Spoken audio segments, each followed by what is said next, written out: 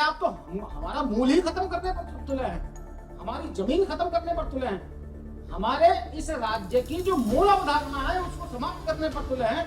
एक तरह से ये हमारे अस्तित्व की लड़ाई है। तो हम ये चाहते हैं कि सरकार इसमें क्लियर ये करें कि जो कल के आए हुए हैं उनमें और हम में क्या अंतर है, सरकार को ये स्पष्ट करना चाहिए।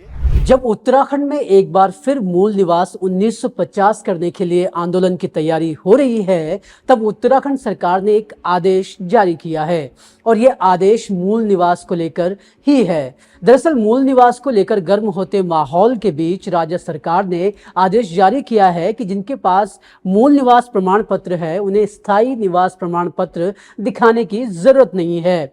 पहली नजर में ये फैसला आपको काफी अच्छा नजर आता है, लेकिन जब आप इसकी तह में जाकर देखते हैं तो समझ में आता है कि इस फैसले से एक उत्तराखंडी के तौर पर आपके लिए कुछ भी नहीं बदलने वाला है। इस रिपोर्ट में हम आपको न सिर्फ मूल निवास और स्थायी प्रमाण पत्र समझाएंगे, बल्कि ये भी बताएंगे कि जब आपके पास मूल निवास है तो अब तक आपको क्यों स्थायी निवास प्रमाण पत्र दिखाना पड़ता था, क्यों अब तक मूल निवास के मुकाबले स्थायी निवास प्रमाण पत्र को ज्यादा तवज्जो दी जा रही थी। इसके साथ ही जानेंगे कि क्या सरकार इस फैसले के जरिए मूल निवास 1950 के आंदोलन को कमजोर करना चाहती है।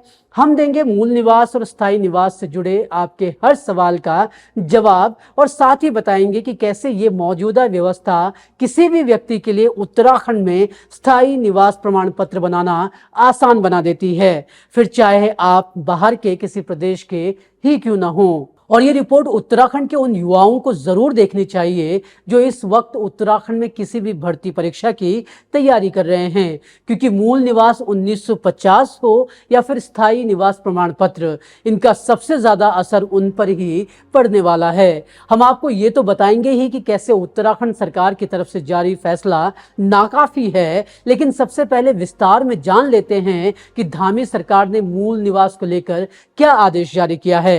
धामी सरकार ने अपने ताजा आदेश में कहा है कि जिन लोगों के पास मूल निवास प्रमाण पत्र है उन्हें स्थायी निवास प्रमाण पत्र दिखाने की जरूरत नहीं पड़ेगी। दरअसल उत्तराखंड में इस समय कई विभागों में मूल निवास प्रमाण पत्र धारकों को स्थायी निवास प्रमाण पत्र पेश करने के लिए कहा जा रहा है।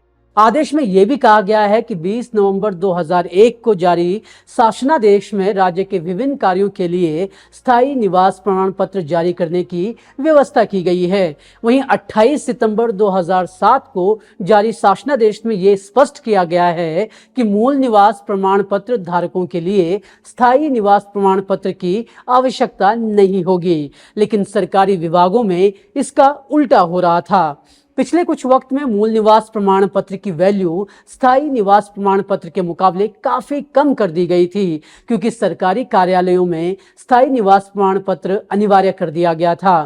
खैर, अब जब सरकार ने यह फैसला पारित कर दिया है तो इसे 24 दिसंबर को हो रहे आंदोलन को रोकने की कोशिश के तौर पर देखा जा रहा है।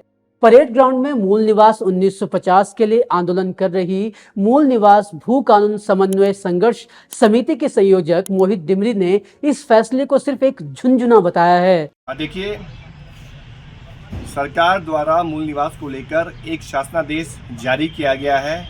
मैं स्पष्ट करना चाहता हूं, सरकार द्वारा इस शासनादेश के जरिए जनता के बीच भ्रम फैलाया जा रहा है।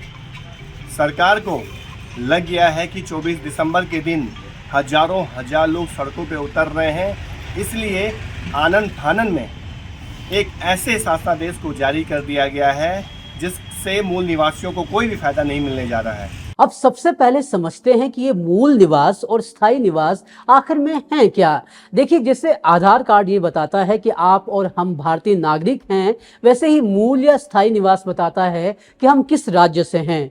मूल निवास प्रमाण पत्र ये बताता है कि आपका मूल कहाँ से है, यानी कि आपकी पीढ़ी दर पीढ़ी जिस राज्य में रह रही हैं वो आपका मूल निवास है और वहीं से आपका मूल निवास प्रमाण पत्र बनेगा।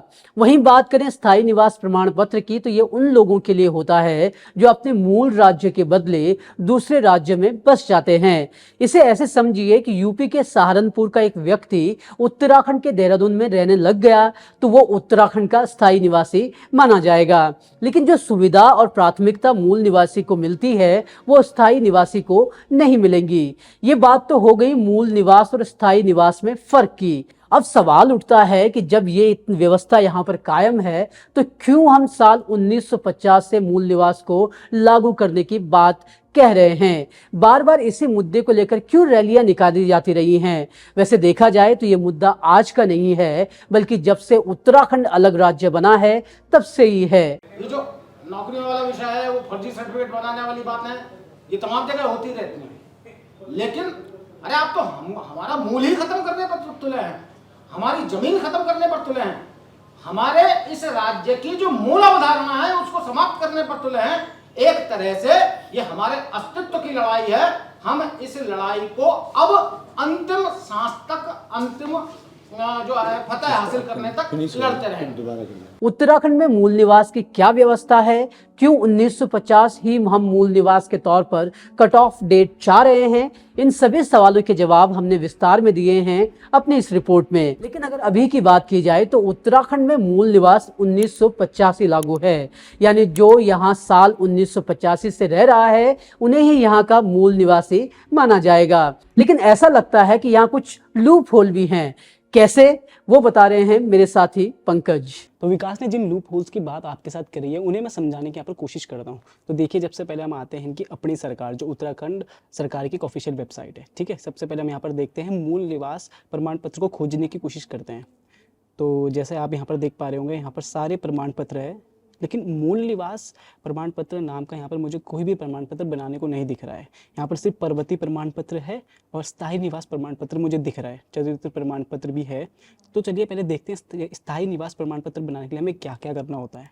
तो सबसे पहले जो मुझे यहाँ पर दिखता है वो दिखता है एप्लीकेंट फ़ोटो, दूसरा भूमि रजिस्ट्री, तीसरा आधार कार्ड, चौथा शिक्षा संबंधी प्रमाण पत्र और पांचवा बिजली या पानी का बिल। लेकिन गौर करने वाली बात यह है, जो दूसरा भूमि रजिस्ट्री है वो भूमि रजिस्ट्री कितने साल की चाहिए? वो चाहिए निवास से संबंधित दस्तावेज जिसमें 15 साल निवास की पुष्टि होती है, यानी सिर्फ 15 साल की जिसमें निवास की पुष्टि होती है। यानी अगर मैं 2023 में 2023 में अगर मैं स्थायी निवास प्रमाण पत्र बनाने जाता हूँ तो मुझे 2007 या 8 की ज़मीन की रजिस्ट्री चाहिए होगी। तो मतलब बाहरी लोगों के लिए बहुत एक आसान बन जाता है स्थायी निवास प्रमाण पत्र यहाँ बनाना, जिससे मुझे मूल निवास तो नहीं नज़र आ रहा है, लेकिन स्थायी निवास प्रमाण पत्र जैसे आप देख पाओगे किसी भी आप उत्तराखंड के कोई भी एक पेपर एग्जाम या कोई कॉलेजेस में आप जाते हो तो वहाँ पे स्थायी निवास प्रमाण पत्र मांगा जाता है। तो यानी बाहर के लोगों के लिए बहुत एक आसान बनता जा रहा है यहाँ पर स्थायी निवास प्रमाण पत्र बनाना। एक दूसरी वजह जो बाकी लोग गिनाते हैं वो गिनाता है कि आपके पास पर्वतीय निवास प्रमाण पत्र है, पर्वतीय प्रमाण पत्र है। तो ये अब देखते हैं पर्वतीय प्रमाण पत्र बनाने के लिए हमें क्या क्या चाहिए। तो यहाँ पर जो है, यहाँ पर भी वो देखो एप्लीकेंट फ़ोटो, पहाड़ी क्षेत्र की सूची जो ग्राम प्रधान आपको देता है कि आपका गांव एक पर्वतीय क्षेत्र में आता है या नहीं। तीसरी चीज़ निवास से संबंधित दस्तावेज, लेकिन ये भी 15 साल निवास की पुष्टि होती है। इसमें भी कोई 1985 या 1985 का कोई जिक्र नहीं है, सिर्फ 15 साल निवास की पुष्टि होती हो। यानी कि अगर मेरे पास 2006, 2007 या 2008 के आसपास भी कोई ज़मीन मेरी पर्वतीय इलाकों में है तो मैं वहाँ पर भी आराम से पर्वतीय प्रमाण पत्र बना सकता हूँ वहाँ का भी। तो मतलब बाहरी क्षेत्र का कोई आदमी पहाड़ में जाकर एक ज़मीन ले ले, 2007 या 8 के आसपास जिसने ज़मीन ली है वो आज 2023 में आराम से पर्वतीय प्रमाण पत्र भी बना सकता है, साथ ही स्थायी प्रमाण पत्र भी बना सकता है। तो मतलब जो छोटा मोटा आरक्षण पर्वतीय लोगों को मिलता था वो भी अब बढ़ता हुआ नजर आ रहा है। अब पंकज ने जैसा ब्यौरा दिया उससे एक सवाल ये उठता है कि स्थायी और मूल निवासी के बीच फर्क कैसा रह जाएगा। पहले भी आंदोलनकारियों ने आशंका जताई थी कि उत्तराखंड में बनने वाली सरकारें मूल निवास 1950 इसलिए नहीं ला रही हैं क्योंकि उत्तराखंड में एक बड़ा तबका बाहरी प्रदेश के लोगों का है और ये तबका सरकार के लिए बड़ा वोट बैंक है। मौजूदा व्यवस्था में तो जैसे मूल निवास का मतलब ही बदल कर रख दिया है। ये हम यूं ही नहीं बोल रहे। पिछले साल जब प्रतियोगी परीक्षाओं का आवेदन शुरू हुआ तो राज्य भर की तहसीलों ने मूल निवास प्रमाण पत्र को मान्य मान्यता देने से इनकार कर दिया। कम से कम उन्होंने इसकी मांग करना बंद कर दिया। जिनके पास मूल निवास है उन्हें स्थायी निवास बनाने के लिए बोला गया। मतलब मूल निवासी हो या स्थायी निवासी, दोनों एक बराबर हो गए तो संसाधन भी दोनों में बराबर ही बटेंगे। तो यहाँ पर मूल निवासी के लिए विशेष फायदे कम ही कम नजर आते हैं। अब आपको समझाते हैं कि उत्तराखंड में किस चीज की लड़ाई हो रही है। देखिए, जब से राज्य अलग बना है तब से यहाँ सरकारों ने अपनी मनमानी चलाई है। कैसे, आइए समझते हैं। सबसे पहले तो 2001 में तत्कालीन सरकार ने मूल निवास की जगह स्थायी निवास प्रमाण पत्र की व्यवस्था ला दी। यानी कि मूल निवास की जो ताकत यहाँ के मूल निवासियों को मिलती थी उसको खत्म कर दिया गया, या कहें बांट दिया गया।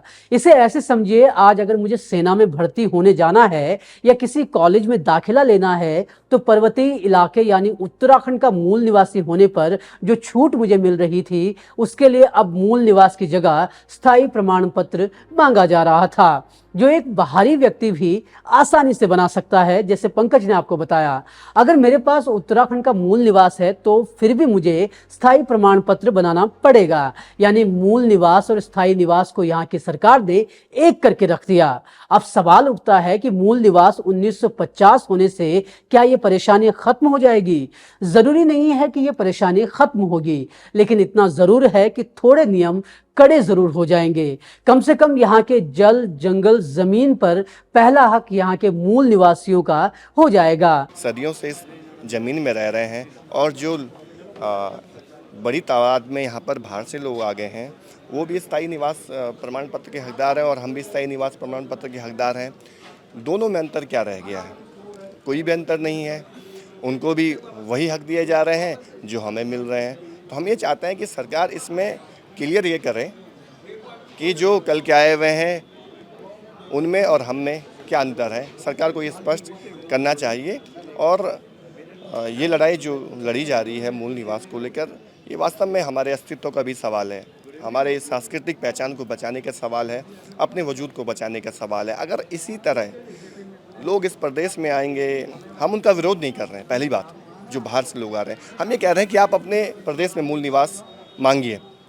वहाँ पहले आप अपनी जो नौकरियां करनी हो, चाहे वहाँ के संसाधन हो, उस पर आप अपना अधिकार जमाइए। मूल निवास 1950 होने के क्या फायदे हैं और इससे क्या बदलेगा, इससे जुड़ी हर बात हमने आपको बताई है अपनी इस प्लेलिस्ट में विस्तार से। देखिए और बताइए कि आप किस तरफ खड़े हैं। इसके साथ ही जो जानकारी हमने आपको यहाँ मुहैया कराई है उसमें अगर आपको कुछ भी ऐसा लग रहा हो जो छूट गया हो तो कमेंट बॉक्स में ज़रूर बताएं, क्योंकि हर एक ज़रूरी जानकारी सभी उत्तराखंडियों तक पहुँचे तब ही सही दिशा में आवाज़ उठाई जा सकती है। इन रिपोर्ट्स के जरिए हमारी कोशिश भी यही है कि हम आप तक मूल निवास हो या भू कानून की मांग हो, सबको लेकर सही और सटीक जानकारी पहुंचा सकें। तो अगर आपको ब्रेकिंग न्यूज़ के शोर में अपने काम की बात, उत्तराखंड की बात सुननी है तो हमारे चैनल को लाइक, शेयर और सब्सक्राइब करना ना भूलें, क्योंकि हम आज और हमेशा उत्तराखंड की बात